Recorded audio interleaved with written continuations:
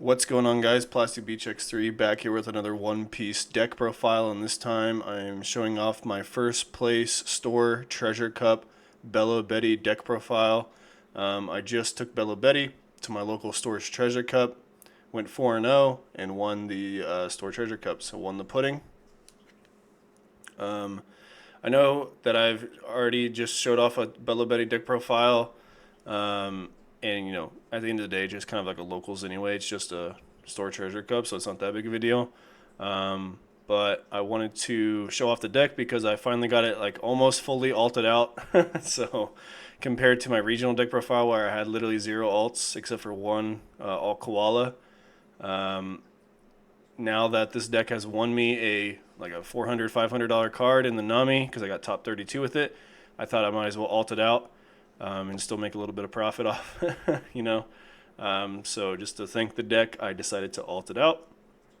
But yeah, so if you didn't already know, I have a top 32 Belo deck profile on my channel. I took it and got went 8-2 in a regional, and got the top 64 Nami and the top 32 finalist pack.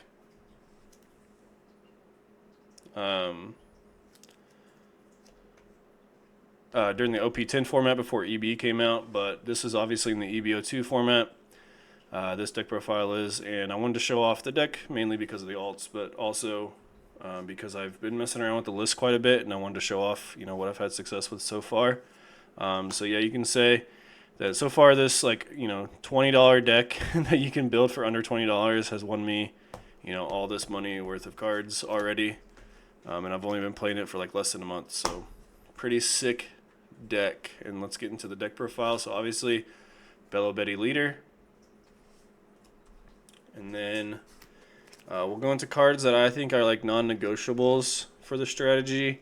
There are some cards that maybe you could talk me out of playing, but I would say for the most part these cards are essentially never going to come out. So we have 4 of the Searcher Betty, 3 Kuma. You could definitely argue for 4 Kuma, and I've actually played 4 Kuma quite a bit recently, but for this one I just wanted to try on 3 again, and try out more. I'll show later that I'm playing Raise Max, so I wanted to try out more Raise Max, and I decided to just cut this down because it wasn't like super needed if you're playing the Raise Maxes and stuff. And then 4 Morleys. I think this card is essentially a non-negotiable. I think a lot of people hate this card, and I'm in that camp as well. I think this card is pretty bad most of the time. But at the end of the day, it's like one of the only Revolutionary Army type cards that, you can discard off leader ability, of course, because it's a trigger in a Revolutionary Army. It's searchable, and it's a biggest point of it is that it's a trigger. So it's just a very good trigger, 5k body that is, crazy to play out. Also, it helps you play around Lucky Roo to try and get like max value into Lucky Roos, because you can only swing this first and they can't block it, so you can swing, get like 2 swings in before they're able to kill something. So it's very important in that aspect. And also it's extremely important just to have like a 3-drop to play on whenever they make you go first, so you can go like Searcher into 3-drop, and then you can like maybe play a 5-drop, use leader ability, swing 5, 8. 5, but you could also just like Ivankov and boost all 3, play off Ivankov, and like it's just extremely important to have a 3-drop regardless of what the 3-drop is. So I decided Morley is probably up there in the non-negotiables, as bad as a card as it is. It's just too important and for the deck probably to cut. And then of course for Lindbergh, very standard, very broken card in this strategy.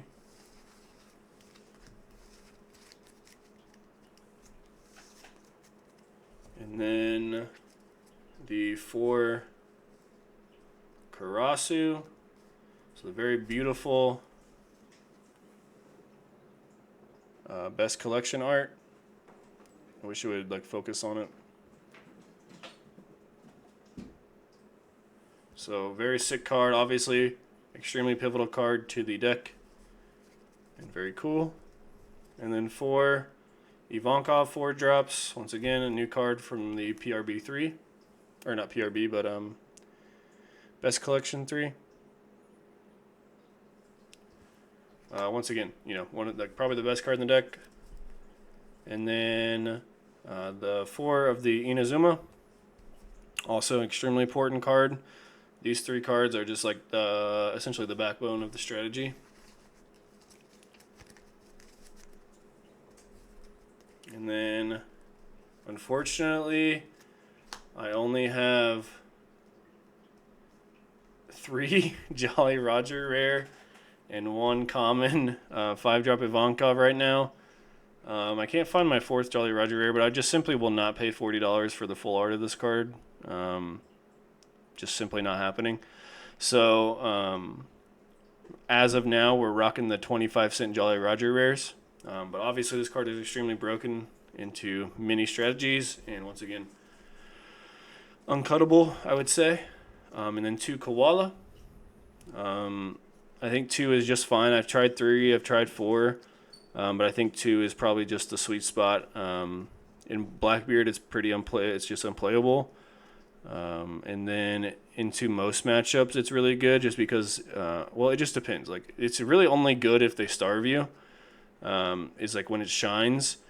And then like other times, it's just kind of like a discard off leader, so I don't want to like have too many bricks. But in the matchups where they starve you, it's very, very good. And it's very, very searchable as well, so it's a good card.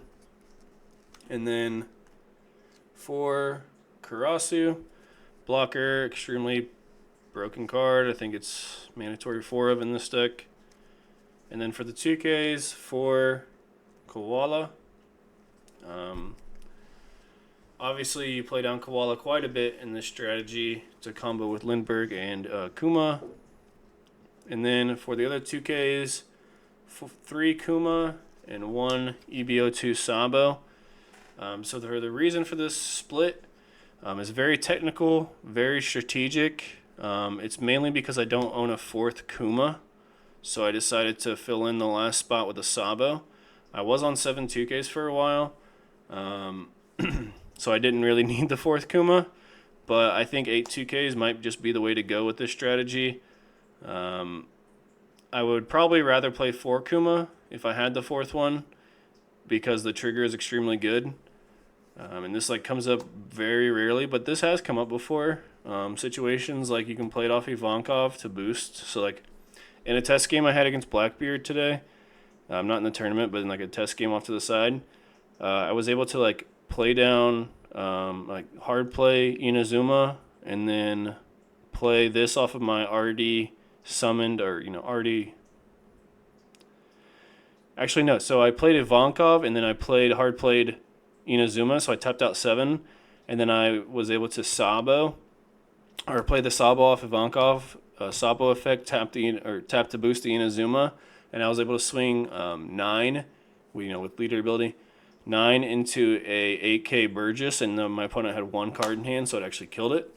That was like the one time this card has ever come up for me, so it does come up sometimes, but not very, very likely. And then for just like purely, I think there's 5 slots in this strategy right now, for me at least, that are just like purely tech options that, 5 cards of your choice essentially. And I think this is like what puts other Belo Betty, puts your deck building over other Belo Betty players. Currently, I'm on 2 of the Belo Betty 3-drop. I have like really mixed feelings on this card. I think it's extremely strong because it's a 3-drop. Like I said earlier, it's very important to have a 3-drop if you're forced to go first. Just to like keep up pressure because you're already taking off curve, so you just really need a 3-drop to play. Whether it's this, Morley, Karasu, which you kind of want to hold Karasu Inazuma. So like this or Morley is like by far your best choices.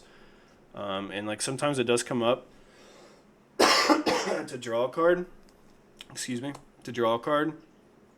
Like you played out a life draw card, and it's very strong in that point, and it's just very strong to have another trigger body that you can actually play and like maybe go for a game with. So I really, really, really, really like the trigger aspect of it, and the 1K aspect of it as well. But overall, this card is just pretty mid and can like be replaced with pretty much anything, and you're probably fine, to be honest. But right now, I'm trying to get one big thing about this is that you cannot search this card off of the 1-drop searcher because it cannot search Belo. So keep that in mind as you're playing it. And then playing 2 Raise Max from, once again, Best Collection 3.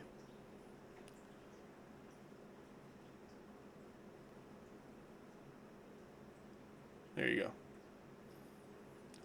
go. So 2 Raise Max just to increase your ability to like see a 1-drop mainly, but also it's a very good combo card with Lindbergh to kill like Zorojuros and those kinds of things. Very rarely are you able to kill like a Sanji Pudding with it, of course, which is like would be crazy if you could. But you know, it's mainly just a 1-drop 5k swinger most of the time, and then like sometimes you can combo kill something with Lindbergh, and a lot of times that's just like good enough for this deck. It's just good enough pressure to kill them. So Raise Max, very good card. Also a card that you could you know, mess around with in terms of ratios. And then one last card, Monkey D Dragon. Decided to go back to the Dragon. I've really been liking it as a one-of. It's a very strong play against decks like Blackbeard to have just a base rush card, and that doesn't need any investment except for itself to the board.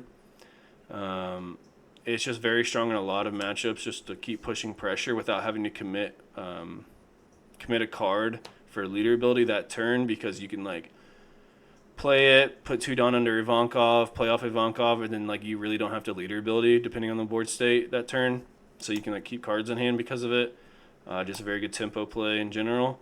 I really am liking the Dragon right now, so I think I'm going to keep with it currently, or for now at least. But yeah, that was my first place Treasure Cup. I think I went through the matchups. If I didn't, it was Shanks, GP, Blackbeard against my friend Seth, round 3. Round 1 was my friend Derek on Shanks. Round 2 was my friend Wallsmither on GP. Round 3 was my friend Seth on Blackbeard, and then round 4 was against Vegapunk, against someone I don't really know. So, yep. So GG's to all those guys. Make sure to subscribe to Plastic Beach X3 if you want to see more Belo Betty gameplay. I have a ton of it on my channel, so go check that out. And I plan to keep posting more. But either way, GG's to all those guys. Make sure to subscribe to Plastic Beach X3 for more One Piece videos, and peace out.